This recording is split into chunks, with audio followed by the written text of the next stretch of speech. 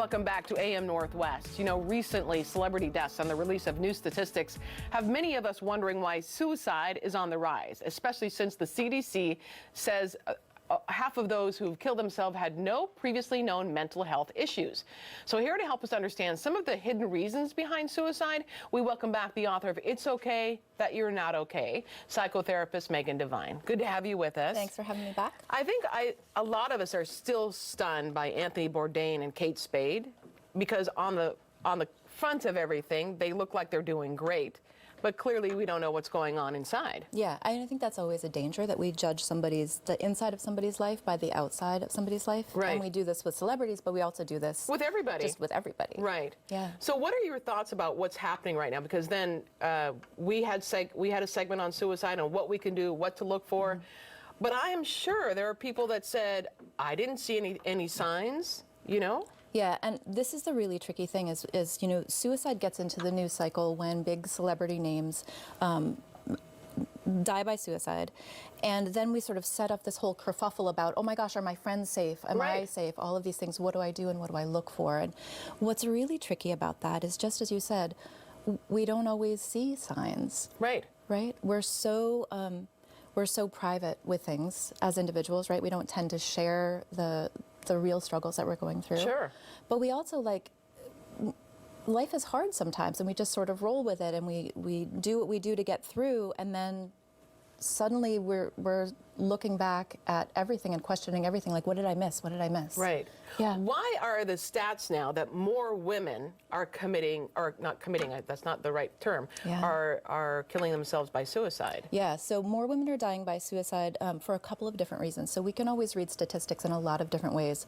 What you're talking about is that CDC report that came out that had a lot of different information in it. But one of the things was that more women are dying by suicide. One of the reasons for that is that historically speaking, women have chosen less lethal means to attempt suicide. That's starting to change. More women are using more lethal means to complete a suicide, so more firearms. Is it because they're easier to access now? Probably. Yeah. Probably. There's also, you know, learning goes in a lot of different directions. People are also learning that there are more, I hate to use this phrase, but more effective ways to attempt suicide. Right. Right. And if it has come to that place where you're feeling like that is the best possible choice, then you know, you kind of look at, if this is really what do I want to do, what do I choose? So that definitely influences our statistics. Why are more women trying this?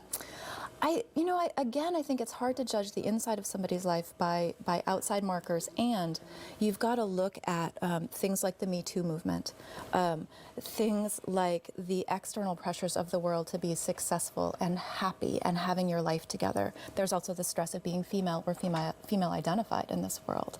There are a lot of different factors that go into that, but I think one of the big ones is needing to put up that appearance that you have everything together and that you're happy. Does social media add to that? Because you see your friends who look like they have the great life, and I don't have that kind of life that I can post on Facebook. Yeah, I think the dissonance between the social media persona and the inside lived reality. Yeah, what's really going on. So big, right? Is there also a pressure too? Because it seems to me, I have a lot of friends my age. They're taking care of their parents and they're taking care of their adult children.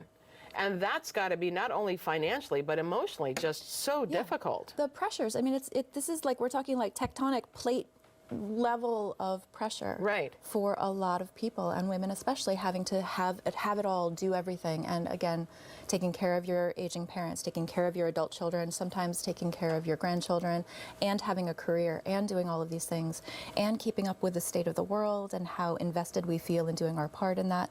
That is a lot for one body to bear while pretending to have your life together, and you're happy and you're chanting the right mantras, and everything is going beautifully. What can we do if we feel maybe somebody is depressed? I think you can start practicing asking hard questions and being willing to tell the truth when you have hard answers to give. Right? Being willing to check in with the people you care about, check in with yourself. Like, how am I actually doing right now? How are you doing right now? Can we talk about how hard it is to be human sometimes, and how hard it is to be here? Does talking about it help? I think it does. So one of the real challenges here is that we don't usually tell the truth about how hard things are, Sure. and there's a reason for that. If you ask me how I'm doing and I say I'm having a really hard day, and you tell me that I should try acupuncture and maybe smile a little bit more, yeah, I'm not going to stop being in pain. I'm going to stop talking to you about it. right. So not only do we need to get better at asking hard questions, but we need to get better at hearing the answers without jumping in to cheer somebody up before they really get to say what's real. Okay, so say Yeah. I ask you how you're doing and you tell me something real. Yeah. Where do we go from there? That's a great What can I question. do to help you? Yeah, that's a Okay. great question, because there's an impulse in there that you're going to want to help me, and that's awesome. I love that impulse. But I'm going to want to solve your problem. Exactly. I don't Yes. want you to solve my problem. I want you to Right. hear me. So Okay. instead, if you say, "How are you doing today?" and I say, "I'm having a really hard day," I want you to recognize your impulse to jump in and fix it for me, and instead ask me a question. Or say something like, "I'm sorry to hear that. Do you want to tell me more?" Okay. Right? When we respond in such a way that invites more of the story, we have better relationships, we feel heard, everybody gets better at sort of listening to the reality of how hard it is to be here Right. sometimes. The quicker you jump in to solve somebody's problem, the less heard they feel. They don't feel better. You're not Interesting. helping. Right. It's weird because it messes with our ideas of how life It works. might even make them feel worse because Yeah. they're thinking, well, oh, you think you can solve my problem for me? Yeah. And that's not how easy it is. Exactly. Right. Exactly. Anytime we look at somebody's life from the outside and say, "I know how to fix this for you," before we've even heard what their experience is like for them, Right. we are missing each other. And that missing each other is killing us. Right. Literally. And while we mentioned that women, it's on the rise for women, men still, by the majority, still die by suicide. Yeah.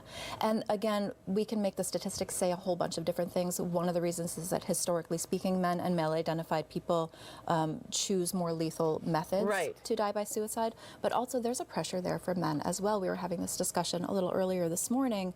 Anthony Bourdain, here's this really successful person who never shied away from talking about how hard life could be. Right. And yet, one day, those inner demons, that inner narrative, got a lot louder than Right. everything else he knew. And certainly for men in this culture, men are socialized to always be strong, always be that white knight, True. be the person that everybody leans on. And just as we talked about for women having a lot of pressure, that's a lot of pressure on men to always feel like you have to be the strong one, be the one who is powerful. And honestly, that's not true for anyone. Right. That we're always like that. Is it different? Is the situation usually different for older folks versus younger folks? Like That's a good like question. someone in their 20s, because your hormones are raging and everything is dramatic Yeah. and all of that. And can you approach someone differently if they're younger versus older? I don't know. I think that basic foundation of being curious about the reality of somebody's life works Right. for any age span. Right. Right. Practicing not jumping in with advice or fixing things or cheering somebody up, I think that works for any age span. I think that sometimes there can be a bit more impulsivity in younger Sure. folks, just because developmentally that's what that's like. Right. Right. Stats are on the rise for suicide rates for our younger populations for a lot of different reasons. One of the things the younger population has going for them is they don't have quite as much of that ingrained keep everything under wraps. Right. They're both developmentally and socially right now much more willing To to talk tell the about it. truth.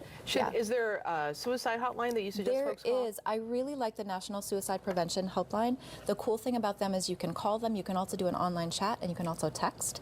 A lot of people just really don't dig the phone. And when you're in a challenging, hard place, the effort involved in picking up a phone and talking to a stranger can be immense. Yeah. So I also like to tell people to investigate those support services before an emergency. Okay. So you know what to expect in an emergency. We're going to put that information on our website at k2.com with links to all the right information. Thank you so much. Thank you. Appreciate it. Yeah. We'll be right back with more AM Northwest.